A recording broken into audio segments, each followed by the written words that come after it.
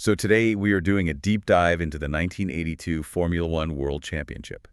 And, to understand the sheer logic-defying madness of this season, you just have to look at the raw statistics. The numbers are just staggering. They really are. Like, across a 16-race calendar, there were 11 different race winners. 11. And at one point in the middle of the summer, the sport saw a streak of 9 consecutive races with 9 completely different winners. 9 in a row. Yeah. Nobody could hold on to momentum for more than a single Sunday. The engineering volatility was so extreme that dominating a race one weekend meant absolutely nothing for the next. Right, and the ultimate punchline to all of this, the driver who won the entire World Championship, Keke Rosberg, he took the title by scoring just 44 points and winning exactly one race all year. Just one. Yeah, he remains only the second driver in the entire history of the sport to win a championship with a single victory. I think the first was Mike Hawthorne back in 1958. That's right, Hawthorne in 58. Okay, let's unpack this. Because you cannot understand 1982 by just looking at who crossed the finish line. No, you really can't. To understand the madness on the track, we first have to understand the bitter political war happening off it. Right, we have to look at this three-headed monster that defined the year, a bitter political war, terrifying ground effect technology, and just brutal human drama. Absolutely. The foundation of all this chaos was really the FISA-FOCA war. You have two entirely different philosophies of racing just colliding head-on. So break that down for us. Who are the two sides here? Well, on one side, representing the commercial rights and the independent teams, you have FOCA. That's the Formula One Constructors Association. And they were led by Bernie Ecclestone, right? Exactly. Brabham, team owner Bernie Ecclestone.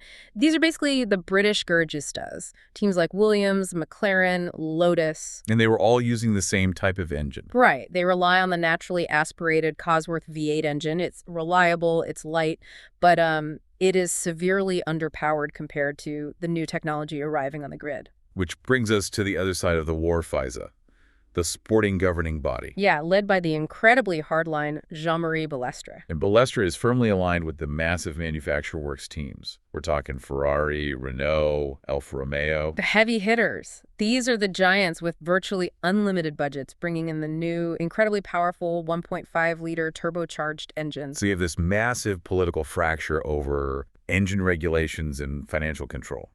But the spark that actually detonates the 1982 season happens in a boardroom. Right, literally right before the first practice session of the opening race in South Africa. The Kyalami circuit. Yeah. The drivers arrive at Kyalami, and they are handed their super license applications for the year. But this isn't the standard paperwork. Balestre had slipped some things in there. Oh, he quietly inserted draconian new clauses. One clause demanded absolute financial transparency regarding driver contracts. Which I imagine the drivers saw as a massive overreach. Huge overreach. But the more insidious clause effectively bound a driver to their team for up to 3 years. Wait, really? So they couldn't have switched teams mid-season? Exactly. It stripped away their ability to negotiate freely. And on top of that, it included a sweeping gag order forbidding any action that might harm the, and I quote, moral or material interests of the championship. So it's basically a gag order in handcuffs. Yeah. An unprecedented power grab. Precisely. And Niki Lauda, who was making his highly anticipated return to the sport with McLaren after a 2-year retirement, he reads this fine print. He actually reads it. He reads it and immediately recognizes it for what it is.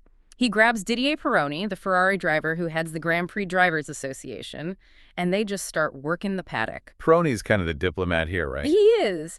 He takes the driver's absolute refusal to sign the new license to Balestre on the Wednesday before the race. And Balestre just backs down. Oh, not even close. Balestre's response is an immediate escalation. He states that any driver who steps onto the circuit without signing the document will be permanently banned from the sport. Permanently banned. He was totally daring them to strike. He fully believed that drivers who are notoriously selfish, hyper-competitive individuals could never maintain a unified front. But he drastically miscalculated.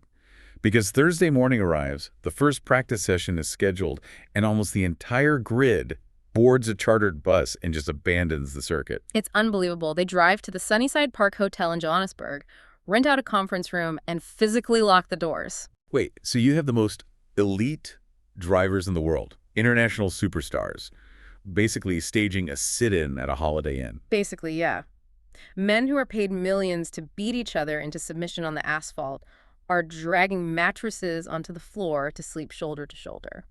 Didn't Elio De Angelis do something during this? Yes. The Lotus driver actually finds a piano in the hotel and plays Chopin to keep everyone calm. That is surreal.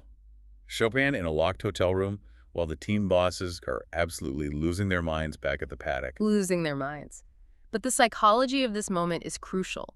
The drivers were realizing their own ultimate leverage. Because they're the ones taking all the physical risk. Exactly. They're the ones physically strapping themselves into these incredibly dangerous machines, absorbing the physical punishment.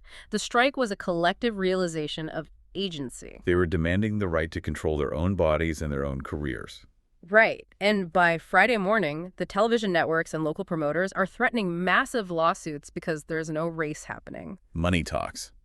So Ballester is forced to cave. He is. A temporary truce is called. The binding clauses are scrapped. The drivers are handed nominal $5,000 fines, and they head back to the track. Okay, wait, so they just get back in the cars and race?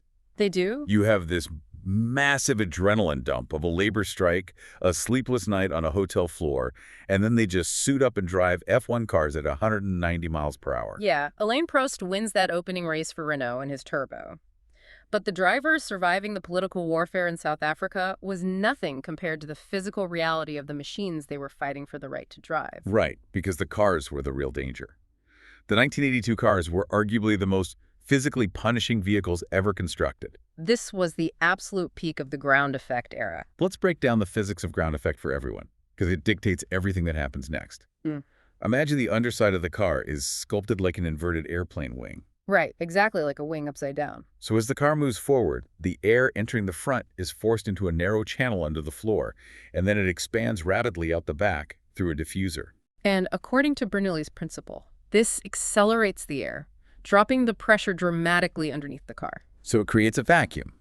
But to maximize this low-pressure zone, teams attach these sliding physical skirts along the sides of the car, right? Yes, these skirts literally scraped against the asphalt, sealing the low-pressure air underneath the car and preventing higher-pressure air outside from leaking in. So the result is this massive suction.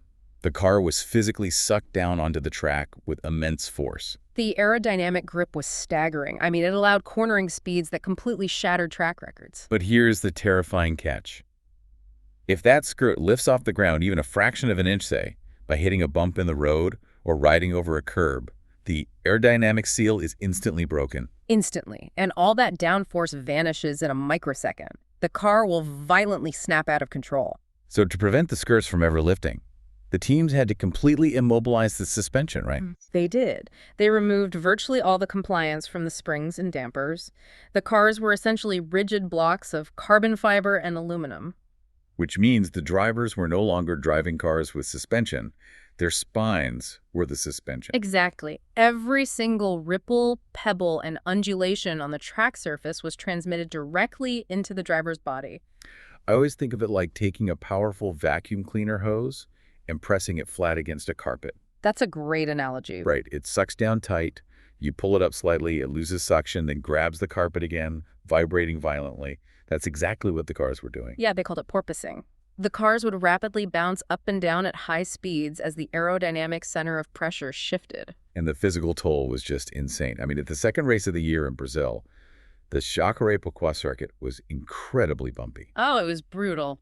The physical trauma of this bouncing was so severe that Riccardo Patrese actually had to retire his Brabham mid-race simply because he was too exhausted to turn the steering wheel. And Nelson Piquet, who won the race, parked his car and literally fainted from the physical strain on the podium. Fainted on the winner's rostrum.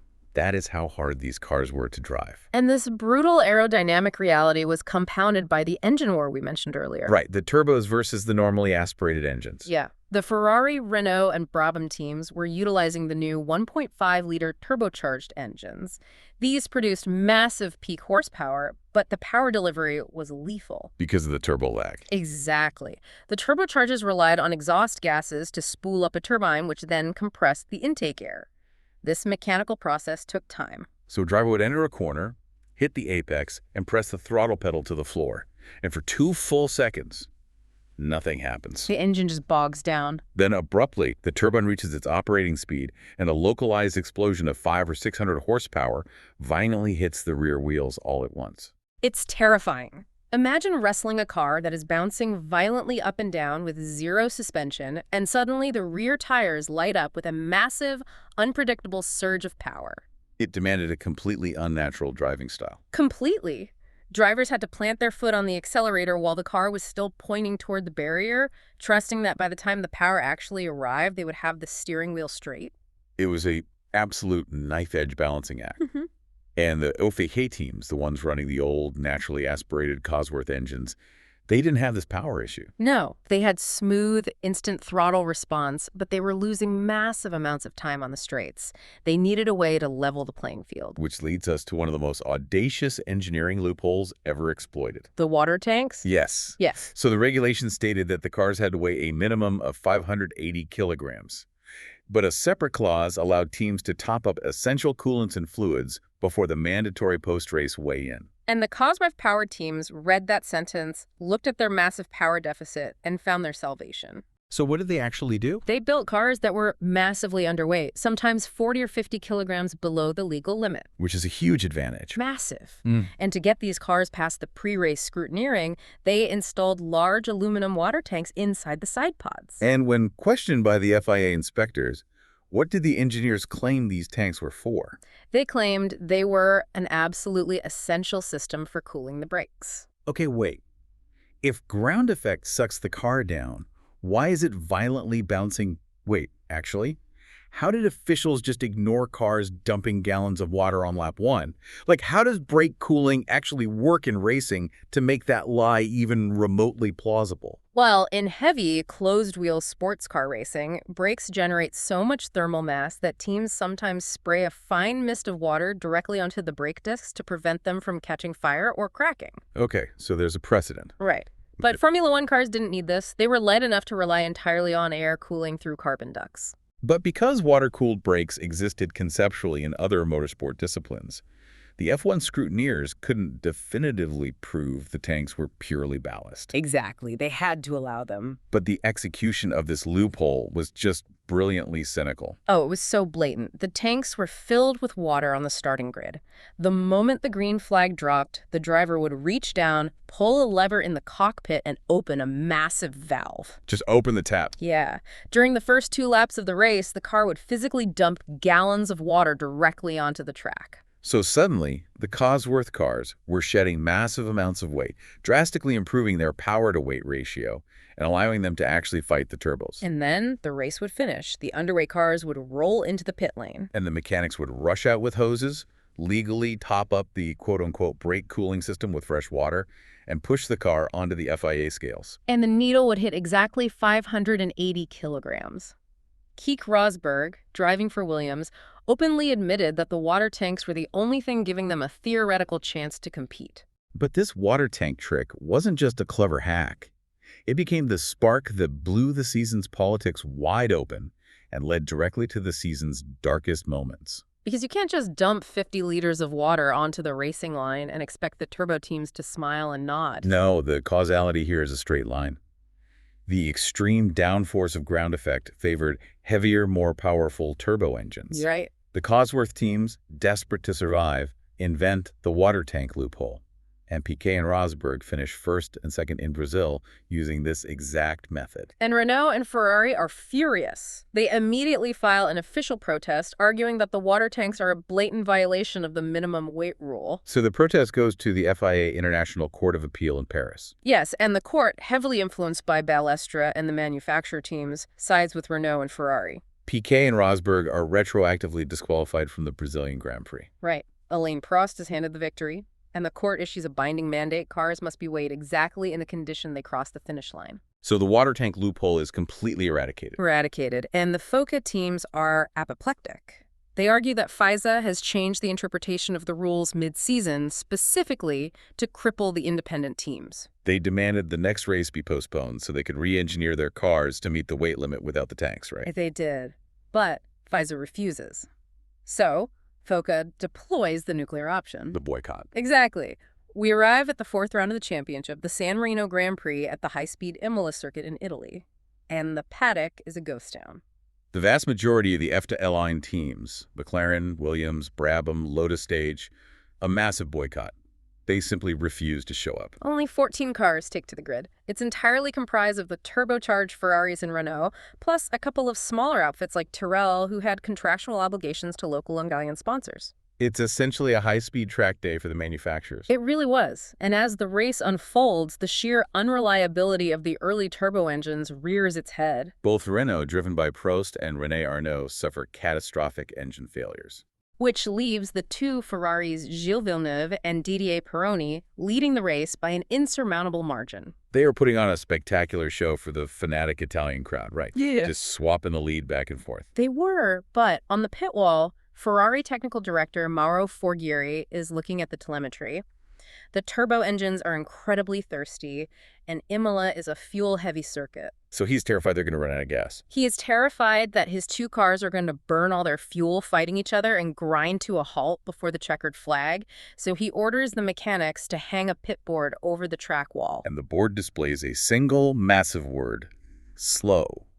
Here's where it gets really interesting, because in the hyper-political ecosystem of Formula One, team orders are everything. They are the absolute law. To Gilles Villeneuve, who is currently leading the race, the slow sign has one very specific meaning. It means hold your positions, save fuel, bring the cars home safely for a 1-2 finish. And Villeneuve is a purist. He believes in honor and team loyalty. Back in 1979, he obediently acted as a rear gunner for his teammate Jody Scheckter, sacrificing his own championship hopes for the good of Ferrari. So he fully expects Pironi to afford him the exact same respect.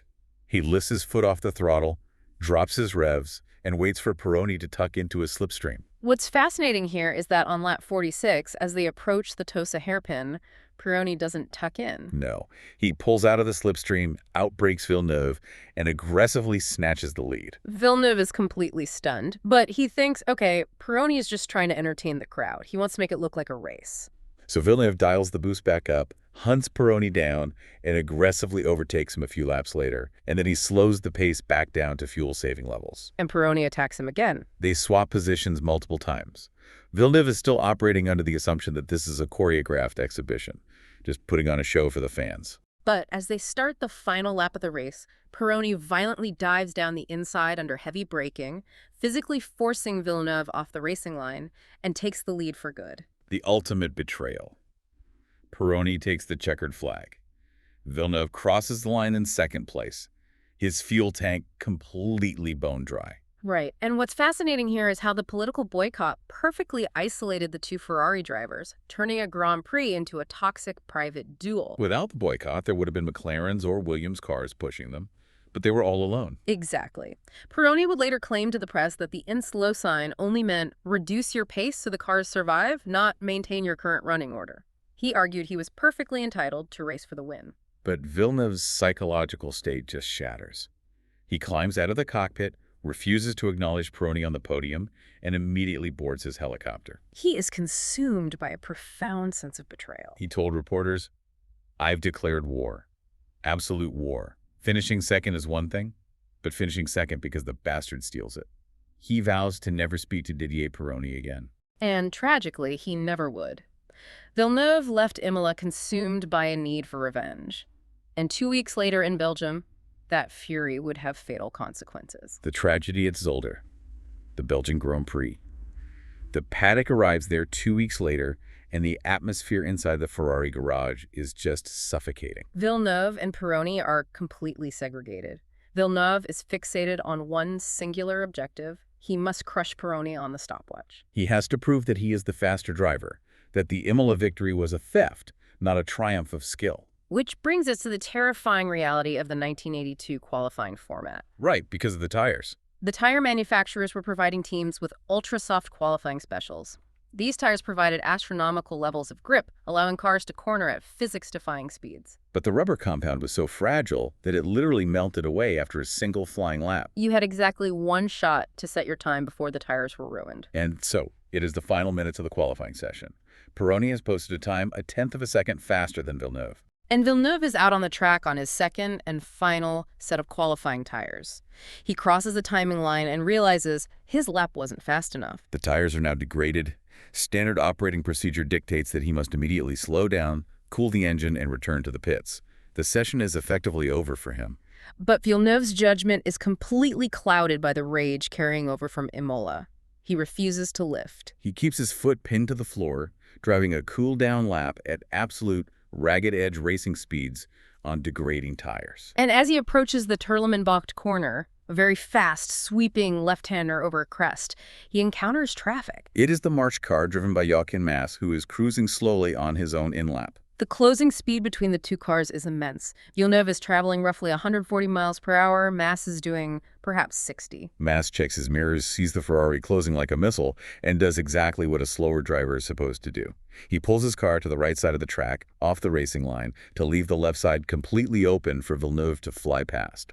But at that exact millisecond, Villeneuve, assuming Mass is going to stick to the racing line, also darts to the right to execute the overtake. And the two cars converge on the exact same piece of asphalt. The left front tire of Villeneuve's Ferrari impacts the right rear tire of Mass's March. In open-wheel racing, tire-to-tire contact at those speeds acts as a catastrophic fulcrum. The rotating mass of the tires launches the Ferrari violently into the air. It goes completely airborne, clears the track entirely, and nosedives into the dirt embankment on the outside of the corner. The chassis begins a terrifying sequence of end-over-end cartwheels. The sheer violence of the G-forces physically rips the seat mounting bolts completely out of the carbon fiber tub. Oh man, and Villeneuve, still strapped tightly into his seat, is thrown clear of the disintegrating wreckage and hurled into the catch fencing. The medical response is immediate. Professor Sid Watkins, the legendary chief medical officer of Formula One, arrives at the scene within seconds. But the trauma is unsurvivable. Gilles Villeneuve, the most universally beloved, electrifying driver of his generation, has suffered a fatal fracture of his neck. He is kept on life support at the local hospital only long enough for his wife to arrive from Monaco, and he is pronounced dead that evening. It's just devastating. Ferrari immediately withdraws the remaining car from the race. John Watson wins the Grand Prix from McLaren. But the podium ceremony is a hollow, devastating affair. And the emotional toll on the other drivers, especially Jochen Mass, was immense. Mass, despite doing absolutely everything correctly and being entirely blameless, is deeply traumatized. The guilt of being the physical object Villeneuve struck just eats away at him. He tries to continue racing, but a few weeks later at the French Grand Prix, he is involved in another massive accident where his car goes flying into the spectator catch fencing. He walks away uninjured, but the psychological toll is too much, right? Yeah. He retires from Formula One on the spot. The paddock arrives at Monaco, feeling an overwhelming sense of absence. But the sport just keeps going. And then at Montreal, the Canadian GP, tragedy strikes again. Yes. They arrive at a circuit that has just been hastily renamed the Circuit Gilles Villeneuve in honor of their fallen hero. And here, in front of Villeneuve's grieving home crowd, lightning strikes twice. Pironi, who is now the clear Ferrari favorite, stalls on pole. The cars line up on the grid. The red lights go out to start the race, but Pironi's clutch slips and his turbo engine stalls. He is sitting dead still at the very front of the grid, frantically waving his arms to warn the drivers accelerating behind him. The cars in the front few rows see him and manage to violently swerve out of the way. But farther back in the pack, the vision of the drivers is completely obscured. And Riccardo Paletti, in only his second F1 race for Osella, slams into the back of Pironi's car. Paletti is accelerating hard. He has zero time to react. He impacts the rear of the Ferrari at nearly 120 miles per hour. The physical intrusion into the Osella cockpit is catastrophic. Paletti suffers severe internal injuries instantly. Pironi actually leaps out of his undamaged cockpit and runs back to help extract Paletti. Professor Sid Watkins arrives in the medical car within 10 seconds. But as they lean into the cockpit to assess Paletti, the ruptured fuel tank of the Osella ignites. The entire car is instantly engulfed in a massive fireball. The marshals eventually extinguish the flames, and it takes nearly half an hour to cut Paletti from the wreckage, but he dies. Piquet ultimately wins this race, but again, the champagne is left untouched. It's just wave after wave of grief. You really have to ask, how do these drivers mentally process this? You're driving a machine that breaks your bones from vibration, your colleague dies because he's trying to beat a teammate he hates, and then a rookie dies on the starting grid. How does the sport justify continuing? You have to understand the era.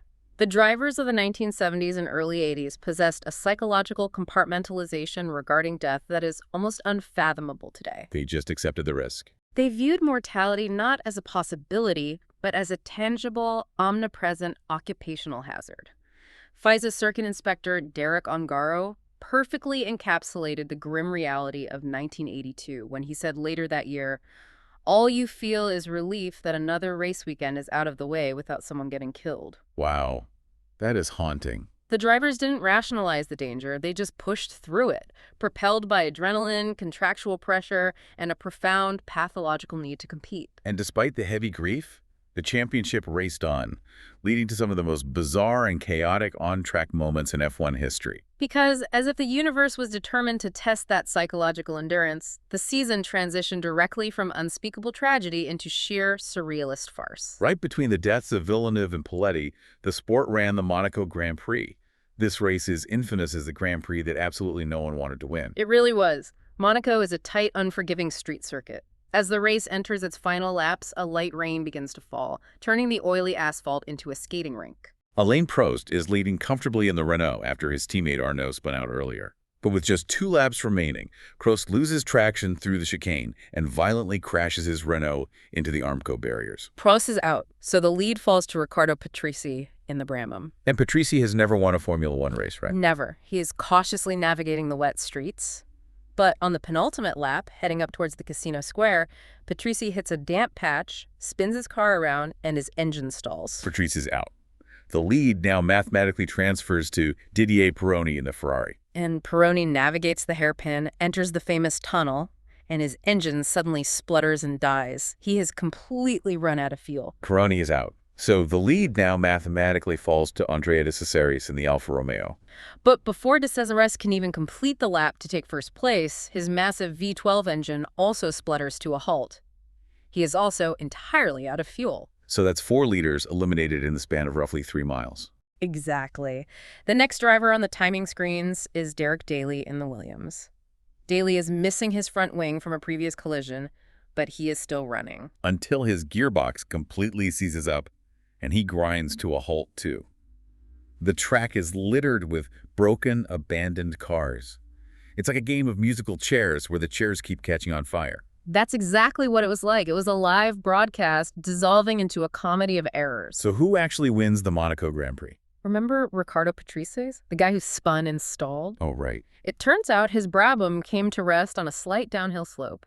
While everyone else is running out of gas, Patrese manages to unbuckle his belts, roll his car down the hill, pop the clutch to bump start the engine, and he casually weaves his way through the graveyard of broken cars to take his first ever Grand Prix victory. That is just incredible. But this established a theme for the middle of the season, right? Yeah. Nobody could dominate. Yeah, at the brand new Detroit Grand Prix, a bumpy street circuit in America, John Watson qualified his McLaren down in 17th place. No one wins from 17th on a street circuit. But he did it. He aggressively manages his Michelin tires, scythes his way through the field, overtakes 16 cars, and wins the race. Meanwhile, the defending world champion, Nelson Piquet, failed to even set a lap time fast enough to qualify for the race. And the team orders drama wasn't finished either. At the French Grand Prix, Renault is dominating their home race. René Arnoux is leading, with Alain Prost in second. And Prost is higher in the championship standings, so the Renault pit wall orders Arnoux to slow down and let Prost win. It's the exact same scenario as Imola. But Arnoux, having watched what happened with Villeneuve and Pironi, simply ignores the order. Good for him. He keeps his foot down, drives away from Prost, and wins the race. Prost is absolutely furious, the French media is having a field day, and the Renault team mechanics are physically fighting each other in the garage. The team dynamics across the grid are just completely shattered. But amidst this organizational collapse, we have to talk about a moment of pure engineering brilliance that changed the sport forever. The Brabham ploy. Yes. It happens at the British Grand Prix at Brands Hatch. Brabham, under the direction of Bernie Ecclestone and their genius designer Gordon Murray, devises a radical strategy. Up until 1982, pit stops were only done for punctures or sudden rain. It was mathematically accepted that stopping to change tires cost too much time. But Gordon Murray looked at the data differently. The Brabham was running a BMW turbo engine that was incredibly thirsty and very heavy when carrying a full race load of fuel. Murray realized that if he started the car with only half a tank of fuel, the car would be vastly lighter than the competition. And he could also bolt on the ultra-grippy, incredibly fragile qualifying tires because the car was light enough not to destroy them immediately. The math is fascinating here. It is. The light car would take off like a rocket, building a massive 30 to 40-second lead over the heavier cars. Then, halfway through the race, the driver would dive into the pits. The mechanics would rapidly pump in fuel, volt on a fresh set of soft tires, and the driver would emerge still in the lead, ready to sprint to the finish. But to execute this, Murray had to invent modern pit stop equipment from scratch. Wait, really? They didn't have fast jacks or anything? No, he designed lightweight titanium pneumatic jacks to lift the car in half a second. He built heated ovens in the garage to pre-warm the fresh tires so they had immediate grip. He designed a pressurized fuel rig to pump gallons of fuel in seconds. They practiced this choreography relentlessly. But at Brands Hatch, the ploy blows up in their face, right? It does. Keke Rosberg somehow manages to muscle his naturally aspirated Williams onto pole position, the only non-turbo pole of the year. But his car stalls. He gets a push start but has to start dead last. Which puts Patrese at the front for Brabham, but he stalls on the line. Arnoux crashes into him. Piquet takes the lead and is flying, executing the first half of the strategy perfectly, but his fuel injection system fails on lap 10. So Brabham's grand experiment fails to win the race. Niki Lauda quietly drives past the carnage and wins the race from McLaren. But connect this to the bigger picture for us. The historical significance is paramount. Brabham proved the mathematical concept. They proved that the sheer speed advantage of a lightweight car on fresh tires drastically outweighed the 15 seconds lost driving down the pit lane. What was viewed as a crazy, risky gimmick in 1982 became the absolute standard of the sport. Exactly. Today, the undercut, the overcut, and tire degradation modeling are the absolute core of F1 racing. Gordon Murray birthed modern strategy out of the desperation of the 1982 engine wars. As the season entered its final stretch, the championship was still wide open, but the point standings are just a mess. The clear favorite, though, is Didier Pironi. Right. Despite the boycott, despite the tragedies, Pironi has consistently hauled his Ferrari into the points. He holds a 9-point lead. He just needs to survive the final 5 races. But at the German Grand Prix at Hockenheim, Pironi's luck runs out. The dark cloud hanging over the season returns. It is the Saturday morning practice session. The track is being hit by a torrential downpour. The wide rear tires of the F1 cars are throwing up massive roosters of water, creating a thick, impenetrable mist. Visibility is virtually zero. And Pironi has already set a lap time fast enough to secure pole position, right? So he didn't even need to be out there. Right, but he is out on the track testing a new wet weather tire compound for Goodyear. He approaches the stadium section of the circuit, traveling at roughly 170 miles per hour. And he sees Derek Daly's Williams pull sharply to the right side of the track. Pironi assumes Daly is simply moving out of his way to let him pass on a flying lap. Pironi keeps his foot pinned to the floor and drives into the wall of spray. But Daly wasn't moving over for Pironi. What was he doing? Daly was swerving to avoid Alain Prost's Renault, which was cruising incredibly slowly through the mist, completely invisible until the last possible second. Oh no. So Pironi's Ferrari slams directly into the rear of Prost's car. The physics of the crash are an eerie, terrifying exact replica of Gilles Villeneuve's fatal accident at Zolder. It's identical. The Ferrari is launched spectacularly into the air, clears the barrier, and violently nosedives into the tarmac, crushing the front of the aluminum tub before beginning a series of brutal flips. Pironi survives the initial impact, but the front of the car collapses around him. His lower legs are completely crushed. Professor Sid Watkins is rushed to the scene again. The injuries are so severe and the extraction takes so long that doctors at the hospital initially prepare for a double amputation. But Watkins manages to save Pironi's legs through hours of complex surgery, right? He does, but the damage is permanent. Didier Pironi's championship campaign and his Formula One career end in that instant. Out of respect, the pole position slot on the starting grid is left completely empty on Sunday. And in an incredible twist of fate, Patrick Tambay, the man Ferrari hired to replace the late Gilles Villeneuve, drives a flawless race and takes his first ever Grand Prix victory. It must have been a deeply emotional, cathartic win for the shattered Ferrari team. But with Pironi out, the title race becomes a desperate, chaotic scramble. It is no longer about athletic supremacy. It is a battle of pure attrition. The remaining races are defined entirely by survival. At the Austrian Grand Prix, the turbo cars dominate qualifying, but they all break down during the race. Prost's Renault engine expires just 5 laps from the end. This sets up a dramatic final lap drag race between Elio De Angelis in the Lotus and Keke Rosberg in the Williams. And DeAngelis aggressively blocks Rosberg out of the final corner and beats him across the finish line by 0.050 seconds. 5/100ths of a second.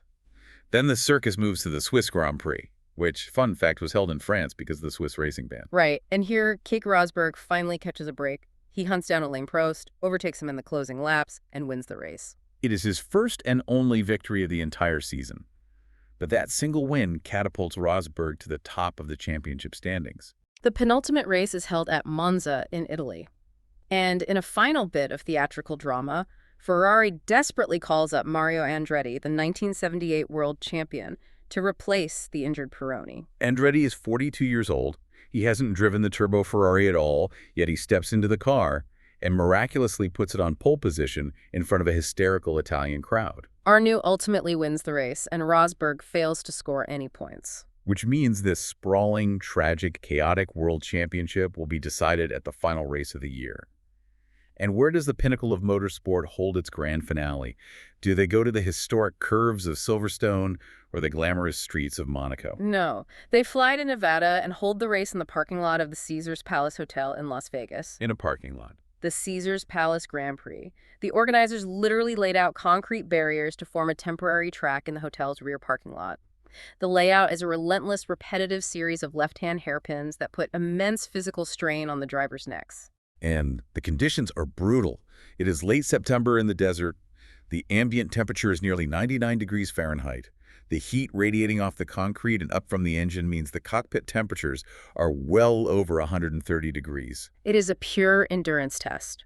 Prost takes pole position, but his tires immediately blister on the scorching concrete, and he fades down the order. John Watson, driving for McLaren, needs to win the race to have any hope of snatching the title from Rosberg. Watson drives a brilliant, aggressive race, carving through the field, but he can only manage second place. The race is won by Michele Alboreto driving for Tyrrell, yet another driver scoring his first ever Grand Prix victory in 1982. And Keke Rosberg. He is battling sheer exhaustion. His ground effect Williams is beating him mercilessly over the concrete joints of the parking lot. His neck muscles are failing under the G-forces, but he knows exactly what he needs to do. He avoids the barriers, nurses his engine, and crosses the finish line in 5th place. That result earns him 2 championship points. And that is exactly enough.